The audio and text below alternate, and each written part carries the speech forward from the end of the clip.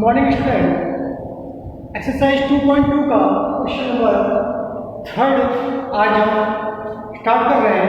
देखते हैं क्या कह रहा है। अभाज्य गुणनखंड विधि से पूर्णांकों के एचसीएफ और एलसीएम ज्ञात करना है। यहाँ पर आपको 3 संख्याएं दे रखी हैं और इन तीनों संख्याओं का आपको एचसीएफ और एलसीएम क्या होगा ये यहाँ पर ज्ञात करना है। और विधि कौन सी लगानी है? अभाज्य गुणनखंड विधि। इसका मतलब तीनों संख्याओं का सबसे पहले अभाज्य गुणनखंड बनाना है। तो 12 का अभाज्य गुणनखंड निकालते हैं। 2 से जाएगा 2 × 12, फिर 2 से जाएगा 2 × 6, फिर 3 × 3। इसी तरीके से 15 का निकालेंगे। 3 का जाएगा 3 × 15 और 5 × 5। फिर 21 का निकालते हैं। 3 से जाएगा 3 × 7 21, 7 × 7। तो 12 के जो टुकड़े हुए तो 2 × 2 × 3, 2 कितनी बार आ रहा है? 2 बार आ रहा है, इसलिए 2 की घात 2, 3 एक बार आ रहा है, 3 की घात 3। फिर 15 3 × 5, 3 की घात 1 और 5 की घात 1। फिर 21 है 3 × 7, 3 की घात 1 और 7 की घात 1। सबसे पहले एचसीएफ निकालना है और एचसीएफ के लिए कंडीशन बताई गई थी पहले आपको कि जो समान पद है उसकी सबसे छोटी घात आपको देखनी है। समान पद का मीनिंग हुआ कि ऐसा पद जो सभी में आए उसे समान पद कहते हैं। यहाँ पर आप ध्यान रखिएगा कि जो समान पद होगा उसकी सबसे छोटी घात लेनी है। देखते हैं 2 यहाँ है और यहाँ नहीं है, इसका मतलब 2 समान पद नहीं है। 3 देखिए 3 यहाँ दी है, 3 यहाँ दी है, 3 यहाँ दी है, 3 समान पद है और इसकी सबसे छोटी घात कितनी है? 3 की घात 1 और 3 की घात 1 का मतलब 3। एचसीएफ कितना निकला? 3 निकला। एलसीएम के लिए बात करते हैं। एलसीएम के लिए सभी पदों की सबसे बड़ी घात लेनी होगी। सभी पदों की सबसे बड़ी घात। तो सबसे पहले देखते हैं 2 पद है तो 2 की सबसे बड़ी घात 2। फिर 3 का पद भी है और 3 की सबसे बड़ी घात कितनी है? 1। फिर 5 का पद भी है, 5 की सबसे बड़ी घात कितनी है? 1। और 7 का पद भी है और 7 की सबसे बड़ी घात कितनी है? 2 × 2, 3 × 5 × 7। देखिए आप 7 की 21 दूनी 42 और 5 दूनी 420 एलसीएम आ जाएगा। क्वेश्चन नंबर 2 पे आते हैं। इसका सेकंड क्वेश्चन जो है वो क्या कह रहा है? सेकंड क्वेश्चन आपको दिया हुआ है बुक में आपकी 24, 15 और 36। 24, 15, 36। तो सबसे पहले 24 के टुकड़े हम करते हैं। 2 × 1 2, 2 × 2 4, 2 × 6 12, 2 × 6, 3 × 3। इकाइयाँ 4 है, इसलिए 2 से जाएगा 2 × 2, 2 × 4। इकाइयाँ 2 है, फिर 2 से जाएगा 2 × 6 12, 2 × 6 और 3 × 4। इसी तरीके से 15 के टुकड़े भी हम यहाँ पर कर लेते हैं। 3 से जाएगा 3 × 15 और 5 × 5। फिर 36 की बारी आ गई। 36 के टुकड़े इस तरीके से इकाई आपके पास 6 है तो 2 पर जाएगा। 2 × 2, 2 × 16, 2 × 9 18, 3 × 9, 3 × 1। तो 24 के जो टुकड़े हुए कुछ इस तरीके से हुए। 2 × 2 × 2 × 3, 2 की घात 2 कितनी बार आ रहा है? 3 बार। तो 2 की घात 3 एक बार आया, 3 की घात 1। फिर 15 3 × 5, 3 की घात 1 और 5 की घात 1। 36 2 × 2, 3 × 3, 2 की घात 2 और 3 की घात 2। सबसे पहले एचसीएफ निकालना है और एचसीएफ के लिए समान पद की सबसे छोटी घात। समान पद देखते हैं। देखिए आप दो यहाँ है, यहाँ नहीं है, यहाँ नहीं है, इसका मतलब दो समान पद नहीं है। तीन देखिए, तीन यहाँ भी है, यहाँ भी है, यहाँ भी है, इसका मतलब तीन समान पद है और समान पद की सबसे छोटी घात है। सबसे छोटी घात कितनी है? 3 की घात a। तो HCF कितना निकल गया? 3। इसी तरीके से LCM निकाल के आपको, तो LCM की जो कंडीशन है सभी पदों की सबसे बड़ी घात। कौन कौन से पद है? 2 का पद है और 2 की सबसे बड़ी घात कौन सी दिख रही है आपको? 2 की घात है। फिर 3 का पद है और 3 की सबसे बड़ी घात 3 की घात है और 5 की सबसे बड़ी। तो 2 इंटू 2 इंटू 2, 3 इंटू 3 और 5। 3 3 9, 9 4 36। तो 360 जो है आपका यहाँ पर इसका एलसीएम निकल गया। क्वेश्चन नंबर 3 पे आते हैं। क्वेश्चन नंबर 3 जो है कुछ इस तरीके से दिया हुआ है 17, 23 और 29। तो सबसे पहले आपको यहाँ पर 17 के अभाज्य समीकरण बनाने हैं। 17 आप जानते हैं एक अभाज्य संख्या है, इसका मतलब 17 का भाग 17 में जाएगा तो 17 एकदम। फिर आते हैं 23 पर। 23 एक अभाज्य संख्या है, 23 एकम 23। फिर आते हैं 29 पर। 29 एक अभाज्य संख्या है, 29 एकम 29। 17 के टुकड़े कुछ इस तरह से ये तरीके से हुए 17 एकम 17। 23 के टुकड़े हुए 23 एकम 23 और 29 के टुकड़े हुए 29 एकम 29। तो HCF के लिए कंडीशन क्या थी? समान पद की सबसे छोटी घात। यहाँ समान पद कौन सा दिख रहा है? A। इसका मतलब HCF कितना आया? A। LCM सभी पदों की सबसे बड़ी घात। 17 का पद है इसलिए 17, 23 का पद भी है इसलिए 23, 29 का पद भी है इसलिए 29 और 1 है इसलिए 1 भी हम लिख सकते हैं। इन सब का जब हम मल्टीप्लाई करेंगे तो आपके पास 11, 33, 9 है। सबका आपको क्या करना है? मल्टीप्लाई कर देना है। तो 11, 339 आपको एलसीएम मिल जाएगा।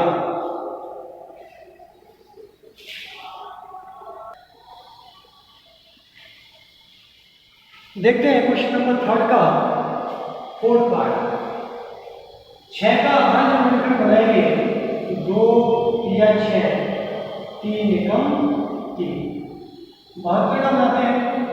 2 का भाग जाएगा 2 या 6, 2 6 12, फिर 2 का जाएगा 18 बार, फिर 2 का जाएगा 9 बार, फिर 3 या 9 हो गया 3 एकम। इसी तरीके से 120 का भी हम यहाँ पर अभाज्य समीकरण बनाएंगे तो कुछ इस तरीके से बनेगा। 2 6 12, फिर 2 का 2 3 6, फिर 2 का 2 एकम 2, 2 पंजे 10, 3 का 5 बार जाएगा, 5 का 5 एकम 5। तो 6 के टुकड़े कुछ इस तरीके से हुए 2 इंटू 3, 2 की घात 1, 3 की घात 72। 2 इंटू 2 इंटू 2, 3 इंटू 3। यहां पर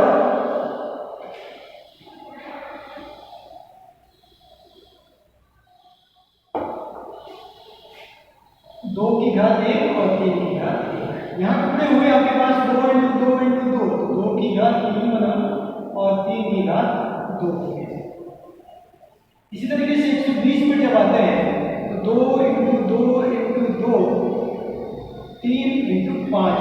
तो 2 की घात 3 तो बना, 3 की घात 1 बना और 5 की घात 1। HCF निकालना है सबसे पहले और HCF के लिए कंडीशन है समान पद की सबसे छोटी घात। समान पद देखते हैं कौन सा है? देखो 2 है, समान पद है और उसकी सबसे छोटी घात 2 की घात। फिर देखिए 3 भी समान पद है और 3 की सबसे छोटी घात 3 की घात है। 2 इंटू 3 6।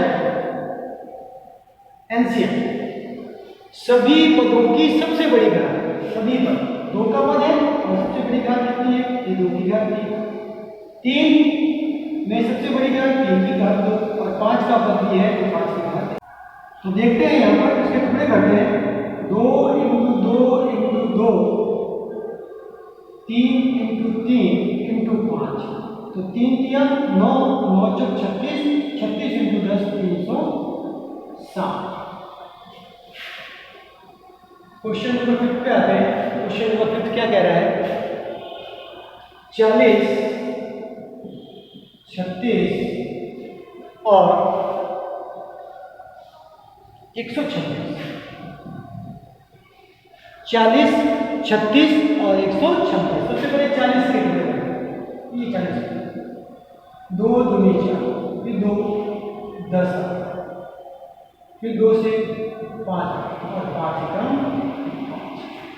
36 के टुकड़े करते हैं 2 से 2 एकम 2 2 28 2 9 18 3 दिया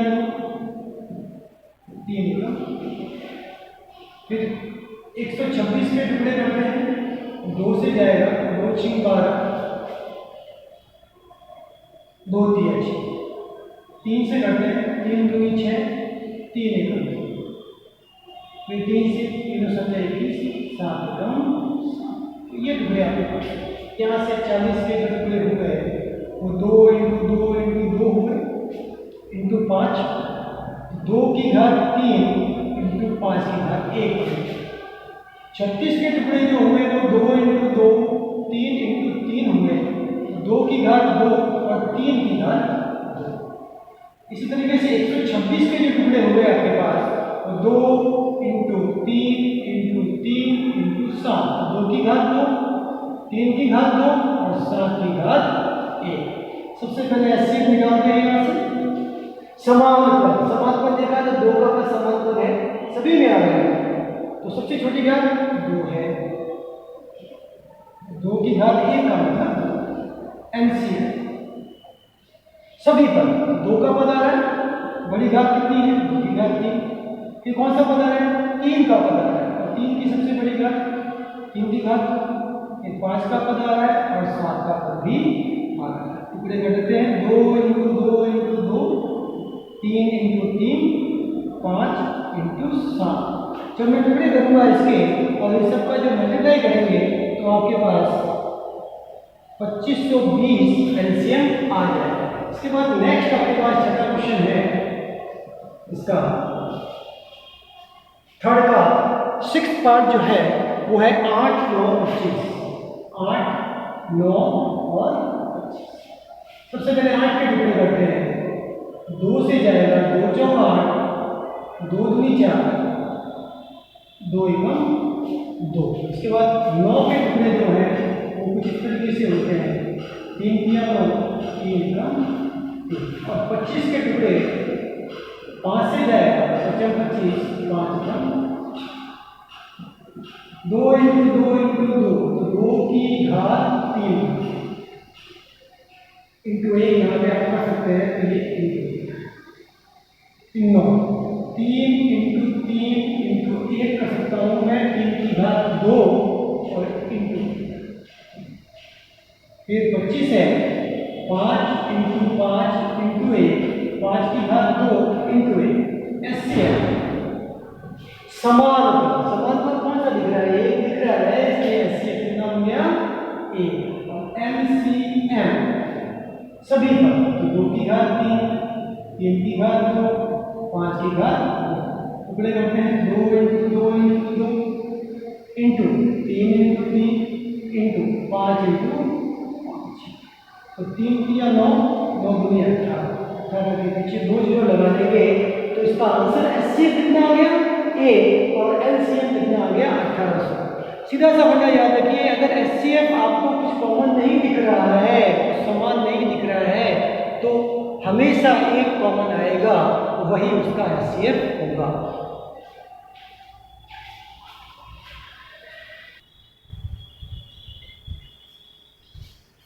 देखते हैं क्वेश्चन 4 एक्सरसाइज 6.2 का क्या कह रहा है कि किसी खेल के मैदान के वृत्ताकार पथ का एक चक्कर पूरा करने में रमन को 18 मिनट लगते हैं। इसी मैदान का एक चक्कर पूरा करने में अनुप्रिया को 12 मिनट लगते हैं। दोनों एक ही दिशा में, एक ही समय में और एक ही दिशा में चलना प्रारंभ करते हैं, तो बताओ कितने समय बाद दोनों पुनः प्रारंभिक स्थान पर मिलेंगे। दोनों प्रारंभिक स्थान पर मिलेंगे, ऐसी कंडीशन जब आ रही है तो सबसे पहले आपको ये जो 12 और 18 दिया हुआ है इसका एलसीएम निकाल लेना है। तो 18 का अभाज्य वर्गखंड बनाते हैं। 2 9 18, 3 3 9, 3 एकम 3। इसी तरीके से 12 का भी हम अभाज्य वर्गखंड बना लेंगे। 2 6 12, 2 3 6 और 3 एकम। तो 18 के टुकड़े कुछ इस तरीके से हो गए, 2 की घात 1, 3 की घात 2, और 12 का टुकड़ा जो हुआ वो कुछ इस तरीके से हुआ, 2 की घात 2, 3 की घात 1। एलसीएम निकालना है आपको, जैसा कि बताया, सबसे बड़ी घात 2 की घात 2 और 3 की सबसे बड़ी घात 3 की घात 2। 2 × 2 3 × 3 तो 9 4 36। तो कह सकते हैं अतः दोनों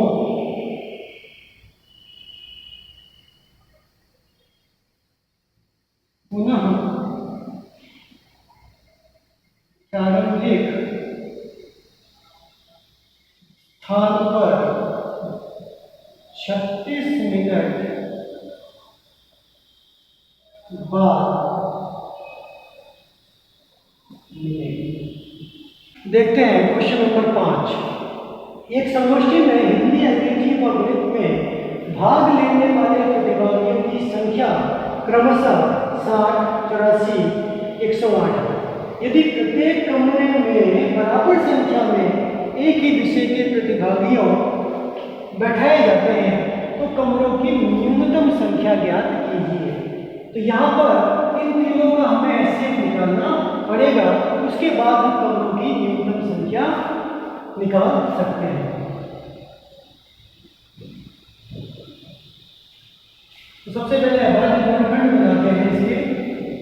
2 3 6, 2 एकम 2, 2 पंजे 10, 3 पंजे 15, 5 एकम। फिर 84 का निकालते हैं, 2 से जाएगा, 2 चौक 8, 2 दूनी 4, फिर 2 से 2 दूनी 4, 2 एकम 2, 3 7 21 और 7 एकम 7। फिर 108 का निकालते हैं यहाँ पे। 2 पंजे 10, 2 चौक 8, 2 दूनी 4, 2 7 14, 3 27, 3 3 9, 3 एकम। तो 60 के टुकड़े कुछ इस तरीके से हुए, 2 × 2, 3 × 5, 2 की घात 2, 3 की घात 1 और 5 की घात 1, 84। 2 × 2, 3 × 7, 2 की घात 2, 3 की घात 1, 7 की घात। फिर 108 के टुकड़े हुए हैं जिस तरीके से हुए, 2 की घात 2 और 3 की घात 3। यहां से मैंने कहा एचसीएफ निकालना है। एचसीएफ निकालने के लिए बताया था कि समान पद की सबसे छोटी घात, समान पद आपको 2 दिख रहा है, इसकी सबसे छोटी घात 2 की घात 2, और समान पद 3 दिख रहा है, 3 की सबसे छोटी घात 3 की घात 1। 2 × 2 × 3 ये हो गए 12। ये जो हमने निकाला है, ये आपके पास जो निकला है वो प्रत्येक कमरे में बैठे विद्यार्थी या प्रतिभागी है। कैसे कह सकते हैं हम? अतः प्रत्येक कमरे में बैठे प्रतिभागी